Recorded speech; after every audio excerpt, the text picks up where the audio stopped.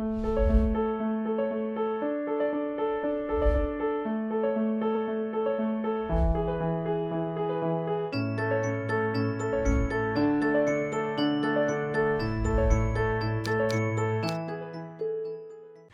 guys, welcome back to my channel. I hope you're having a great day.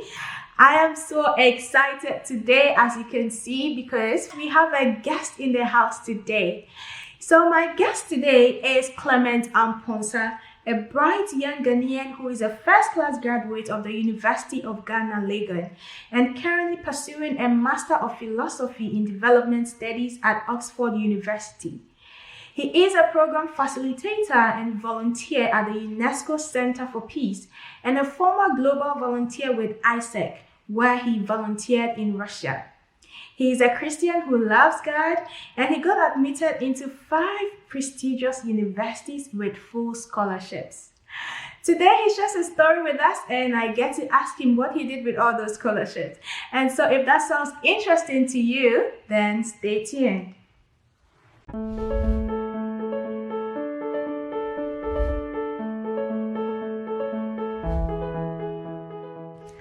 Hi Clement, you're welcome to the channel. Hi. Thank you so much. It's a pleasure to be here with you. It's a pleasure to have you too. How is it going? How are you doing right now? How are you feeling? I'm good. Currently, I'm just taking a little bit of a break because last week I had like an exam and it broke me down a bit. So I'm just trying to chill out a bit. This week I'll do a couple of readings and I'll just take some rest. Yeah. So everything is fine on my side. Yeah. Great. It's so awesome to hear. I'm so excited. Like, I can't wait to get this going. Same Yeah. here. So I did introduce you, but do you want to add anything more? Oh, I think everything you said is right and it's on point. So there is nothing more to add. Yeah. Yay, go me. Okay, awesome. All right. So I just want to start from here. I think recently, somewhere last year, you did make a post on LinkedIn about your admission to Oxford, which received a lot of likes and over 1,000 comments. I was like, wow. So I was so curious. Tell us about the journey. How did it begin? Okay, so thank you so much for the question.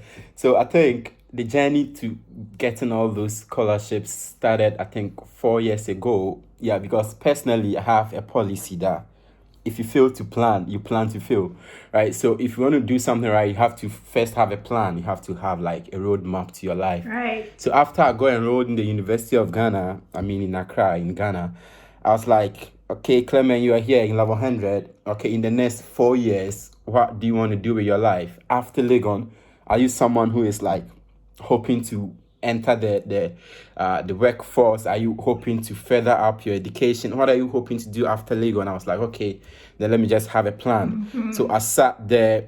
I decided to, okay, after Legon, maybe hopefully I would want to further up, because I realized that in Ghana, if you decide to work with just your first degree, you might end up earning nothing because we have so many people with the first degree. Okay, so I said, okay, let me have a plan. And I'm like, okay, so in the next 4 years, 3 years, if I decide to apply for some schools, which schools am I going to consider? And even to have to pursue your graduate studies outside of Ghana, you should have like a good graduating class, like a first class or possibly a strong upper. So I'm like, okay, let me just set a target for myself. Let me just try and graduate with first class. Because personally for me, I was like, okay, it's a bit difficult to get here in Legon, but let me try. Because in Legon, you have to get like so many A's to get first class, and like an A is like an 80. So I was like, okay, let me just try and make it happen, because I was combining political science with philosophy, and philosophy, as you know, sometimes can be very challenging. So I'm like, okay, let me try. Yeah. And fast forward, and I think one thing that also helped me was like my cycle of friends, right? So I have 3 or 4 close friends in Legon, and we all had like a similar vision. So we decided to work towards that, get a first class or get a strong upper and get out of Ghana, like go and do our masters elsewhere, find something good for ourselves and possibly come back to help our country, right? So I'm like, okay. So I decided to study hard, work towards my dream. And in UG, I always tell people that, hey, when you go to the university, whether you enroll for an undergrad or a graduate program or something, it's not only about the books, right? It's not just because every day everyone there is studying for a degree. Right. So it's not just about the books, Yeah. right? It's what you do with your life outside of the books. Okay, so during vacations, what do you do with your life? Do you do internships? Do you volunteer? During school time, I mean, term periods, after lectures, what do you do with your life? So in Legon, I also had a plan that, hey, Clement, you're not just here for the first class, but you're here for extracurricular and possibly volunteer staff internships. So I did a lot of them. I was with my hall, I was with some committees in the SRC, even with POSA is like political science student. I was doing some stuff with them.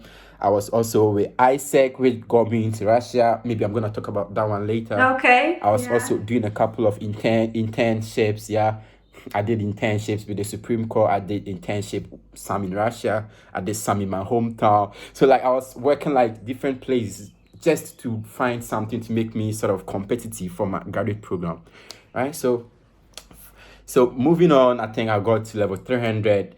I decided to plan very well and apply. But the plan was, okay, so Clement, if you want to do your master's, I think one thing you can how do I call it? You can do is that you have to sort of, because I'd seen a lot of my teaching assistants get out of the country right after their national service, right? So I'm like, okay, so if you want to do something which is academic, maybe you should find something which is more related to the academy, so like BAT or something like that, and after that, hopefully you might get some good offers. So that is what I did. From level 300, I was very close with some of my professors, some of my lecturers, and in level 400, one of them told me, and I'm really glad I met that man, Dr. Charles Amwajima. He's such a nice person. He told me, hey, Clement, you seem to be a nice person, so we are going to work together. So after level 400, I got my first class anyway, and after that, he sort of, he he said he chose me as his TA. Let me put it that way. So I was sort of with the level 400s, teaching them up and down, and yeah. So after that, I put in a couple of applications. So I'm now answering your question. I put in a couple of applications. So I applied to like 5 different universities.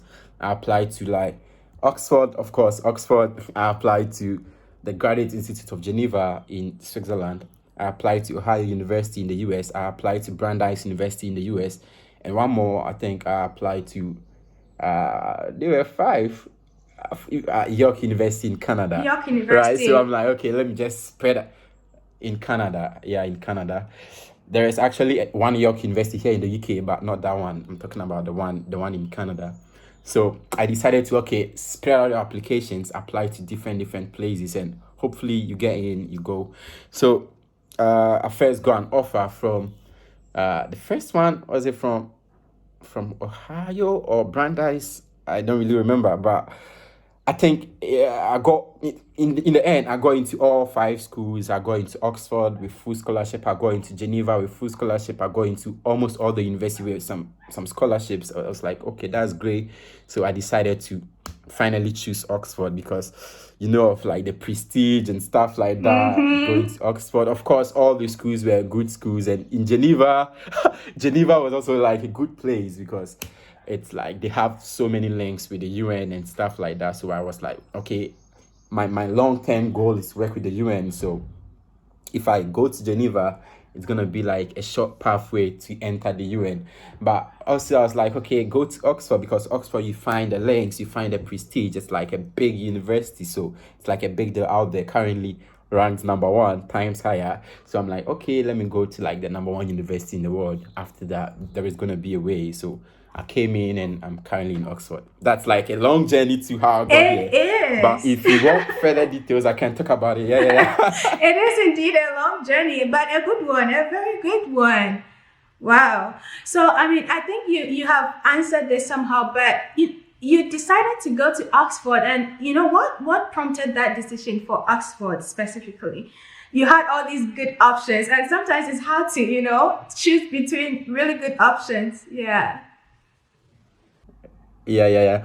So at a point, I remember in April of 2020, I was one day in my room with some of my friends, my best friend Breezy and Eric and those guys. I think almost all of them are out of Ghana at the moment, and I was like, bro, in the beginning we were all fighting for admissions and scholarships, and now I have like five of them. So it's like sometimes you pray for this, God gives everything to you, and you are sort of, you don't know what to choose, It's you're a like, you have it blessing. all. God is saying, hey, yeah, it's a blessing. Sometimes you have it all, and the decision becomes a little bit tough.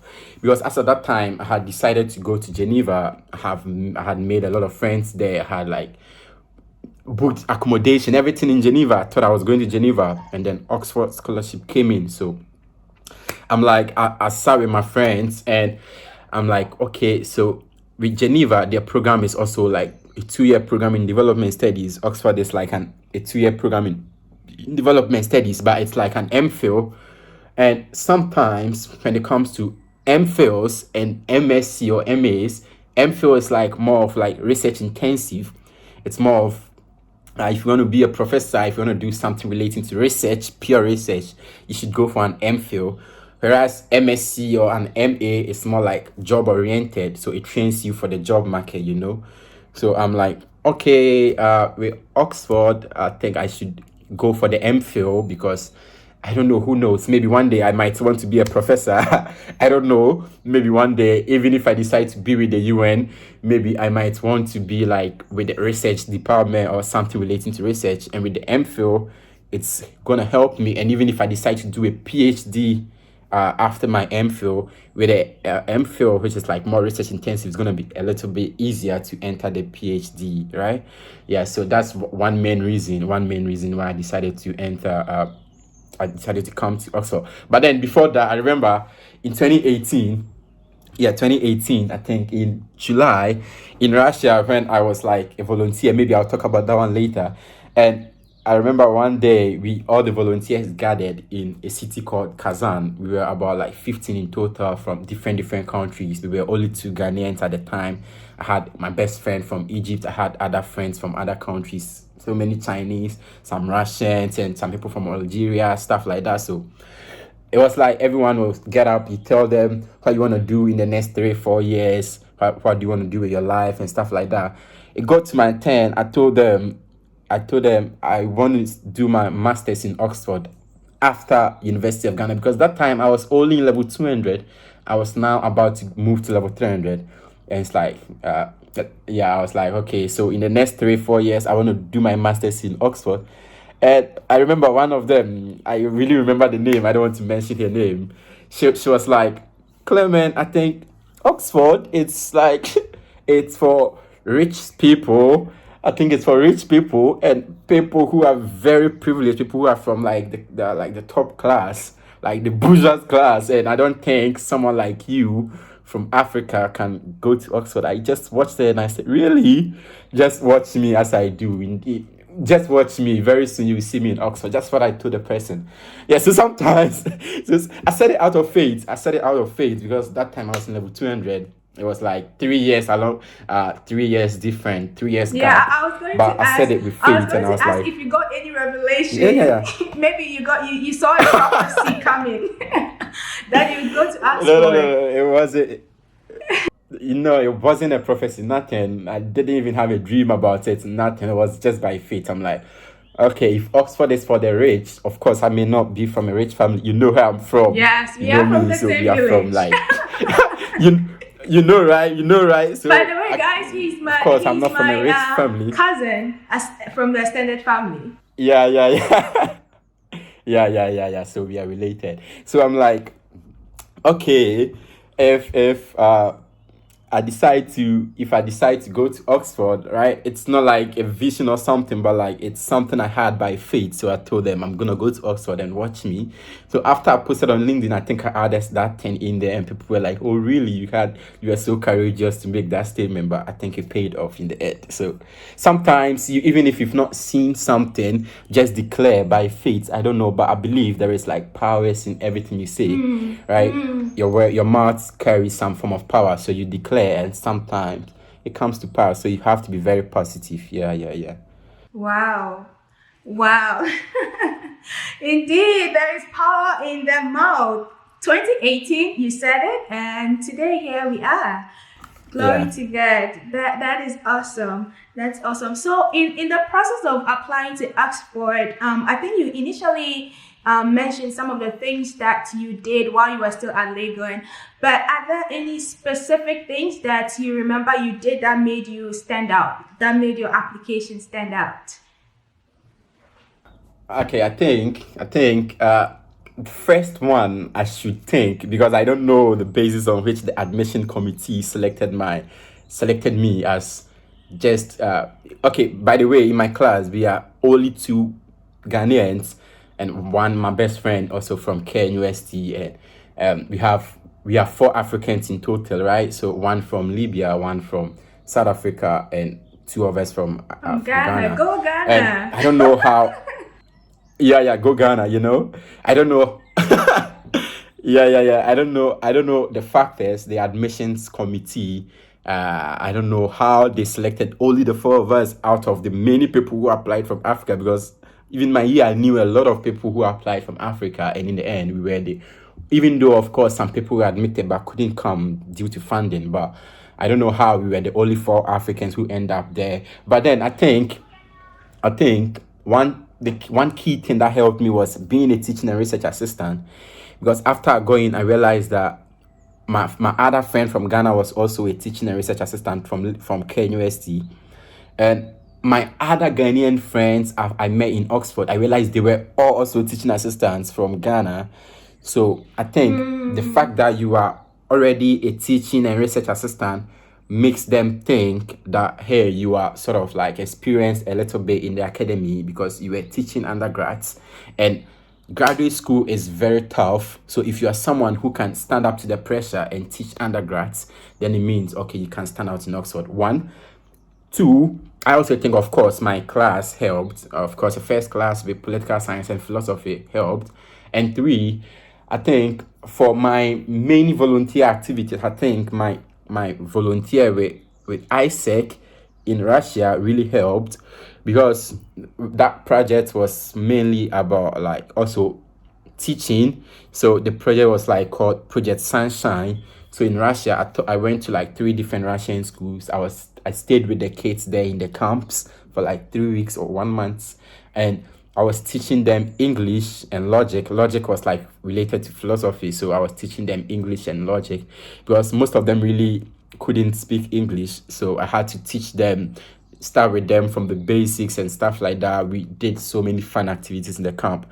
And all that, I wasn't getting paid. It was like a free something. It was like a volunteer. We worked with the UN Sustainable Development Goals, and it was like doing something for free to help the international community. You have that form of exposure out there. Okay, so I think that also helped. Yeah, that also helped.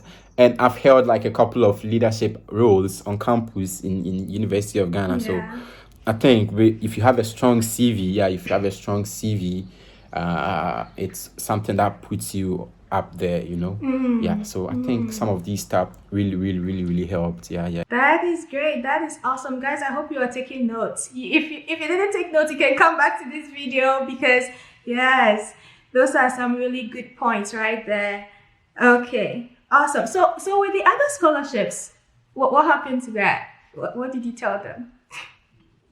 Oh, I remember one thing that happened was and after now, whenever I remember that, it used to hurt me a bit, because the Graduate Institute of Geneva, their funding was so huge.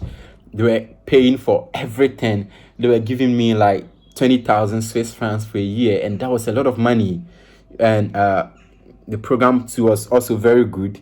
So earlier on, I accepted the offer prior to Oxford. I told them I'm coming. They gave me accommodation, everything.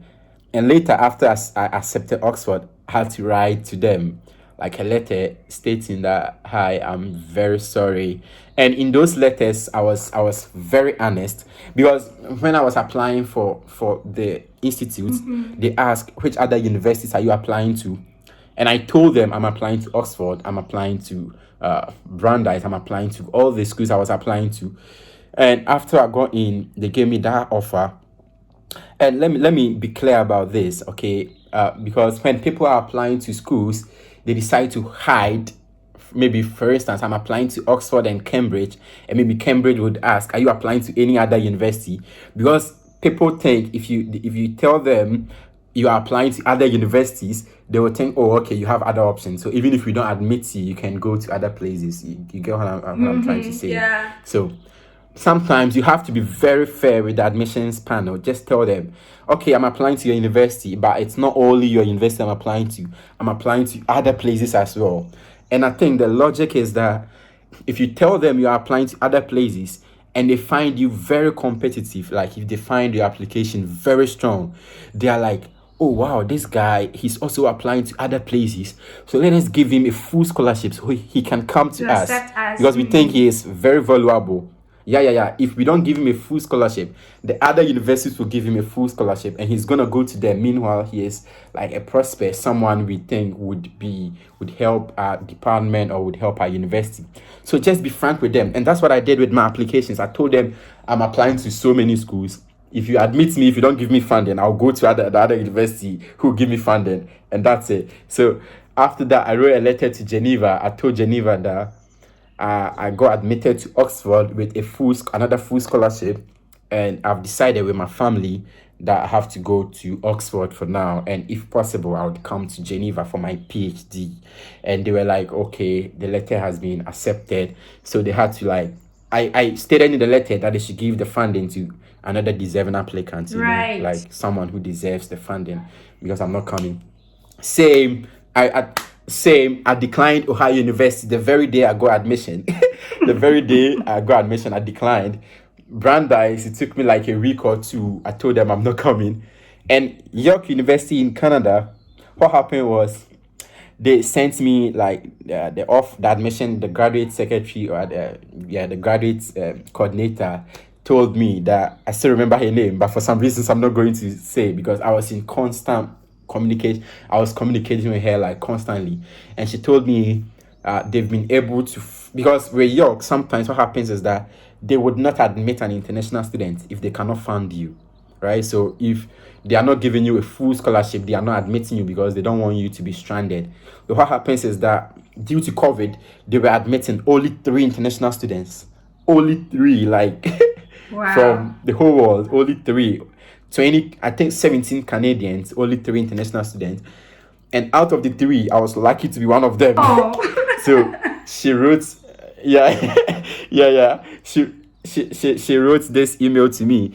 Now, hey, Clement, I've been able to offer you a place. You are one of the international students who have been admitted to York, and that is your funding package. And that was a lot of money. Come on, like, they were paying for everything. Family. They were giving me so much. Yeah, it was a lot of money, honestly. Like, I was, as part of the package, I was going to be like a teaching assistant and also teaching research assistant, and that was a lot of money in my second year. That was like a lot of money. But I told her, hi, I'm not going to mention her name, I'm very sorry, I have to turn down this generous offer because I got admitted to Oxford with a full scholarship and this and this and that, and hopefully maybe I might consider coming there for a PhD. And she told me, hi, Clement, it's so sad to think that you are not coming, but is there anything that we can do? Is there anything that we can do to make like our package more generous to come? Like a form of negotiation. So if I had told them, please increase my funding package, increase the funding, and I would come, they would have done it. Exactly, yeah. But I sent another email explaining that, hey, I'm sorry, very sorry, I cannot take up this offer. give it to someone who deserves it because I have to go. And the final message she sent was, "Oh, Clement, I think that's good because Oxford is making a very good offer, and Oxford is like a very good university. So I wish you all the best. Let's stay in touch." And after I got to Oxford, I've messaged her, so we are still in contact. And yeah, so that's what happened with the other schools. I eventually turned all of them down.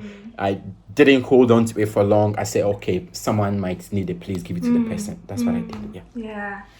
Yeah. You could only take one, and wow. I mean, I think you handled it so well, though, how you responded back to all of them, explaining, being honest with the whole process. I think that speaks a lot about you. Yeah. That's great. Yeah. So what inspires you? What motivates you? You seem to be full of energy and so vibrant, and it's like, I can conquer the world. What inspires you? What motivates you to do what you do and to study and to seek scholarship and all that? What's the inspiration? All right. So for me, I would say the family we come from, our background, and my community, and I think so many people are looking up to me for some reasons. I don't know, but I really want to first make my parents very proud, especially my mom, my dad. I love them so much. I really want to go that extra mile to make them very proud because like I'm their only child, and I feel like I have to do something to sort of to motivate them.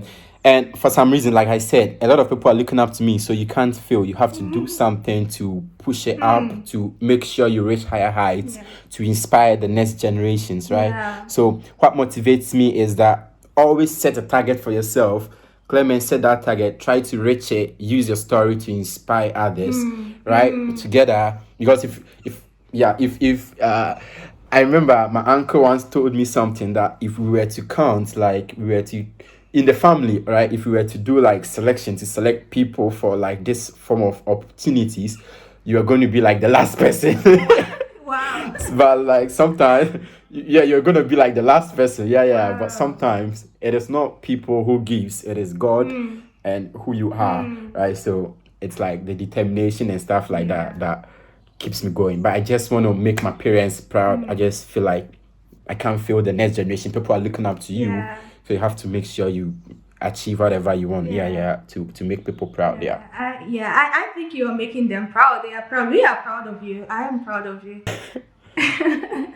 And we give glory to God for what He's doing in you and through you. That is amazing.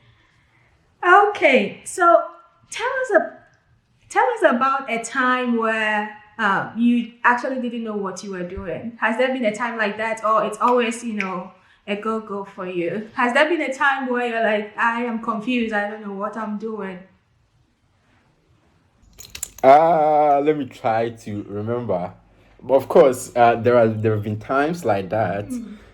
Like I said, I think one tough decision I took was picking Oxford over Geneva. I think everyone would have just said Oxford is like, you don't have to think twice about it, right? But that decision was so tough for me personally, and I had to speak to so many people, including my professors, including people in Oxford, including people in Geneva. I knew people working with the UN in Geneva, and they were really hoping to meet me when I come. But I had to make this decision with them. So at that point, I think it was a very tough decision, and I didn't really know what to do because both places were good. But I felt like Geneva would give me that easy pathway to the UN, to what I want to do, right? But Oxford is like, in the UK, of course, you don't feel more of the UN presence here. But even after Oxford, you can still apply to UN wherever. You can even apply to the UN in the UK, and you can still be working with them. So, but I think that was one tough decision, right? It is. And also, I think, one thing, I think this. Whenever I talk about it, I laugh. Is after I got into Oxford, my first 1 month, I felt like I was lost. I felt completely lost. I didn't know what to do because, one, in the class, you feel like, even in the first week, I was like the only typical black person coming from Sub-Saharan Africa in the class. One. And two, like it's like a whole new community for me, like different people. Sometimes you even struggle to hear their accent, this typical British accent, and sometimes some of the professors speak and you feel lost. And not just that, I think it was that one was manageable, but one thing was the academic pressure in Oxford, like the essays they pile on you. You write an essay, like you think it's like one of the best papers you've written, but you realize it's not up to their standard. It's like everything was kind of new for me. I had to like really adjust real quick, because in the first months there were so many things. Readings were coming, so many readings, so many like essays are coming and stuff like that. So I had to like, and first month too, I was getting so many messages, like so many people were trying to reach out. My LinkedIn was after that post went viral, like almost 300,000 views. Yeah. So many people, like if I'm not exaggerating, I would say like 1,000 different messages on LinkedIn.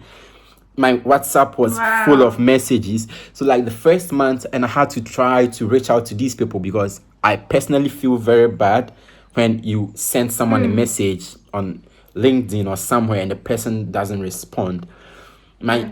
Especially an email, if I email you and you don't get back to me, I feel so bad about that. So after I got so many emails, so many messages on LinkedIn, so many messages on Instagram, even on WhatsApp, I had to like adjust and like Attend to them. manage everything in that first month. So in the first month, I was like very overwhelmed and I didn't know what to do. But with the help of some friends in Oxford, my classmates, whom I really love so much, my friends and everyone around, I think I've been able to overcome that. And I'm currently in my third term. Very soon, like Hillary term, very soon I'll be in my second year. So it's good. Yeah, it's going on. It's going well. Wow. Yeah. Wow. Wow. So what are some of the things you do to, overcome that pressure and the stress? What maybe not overcome, but to manage it? Talk to people. Simple. Talk to people. Yeah, like I was saying, talk to people, right? Because you need someone when you are down. You cannot handle everything alone.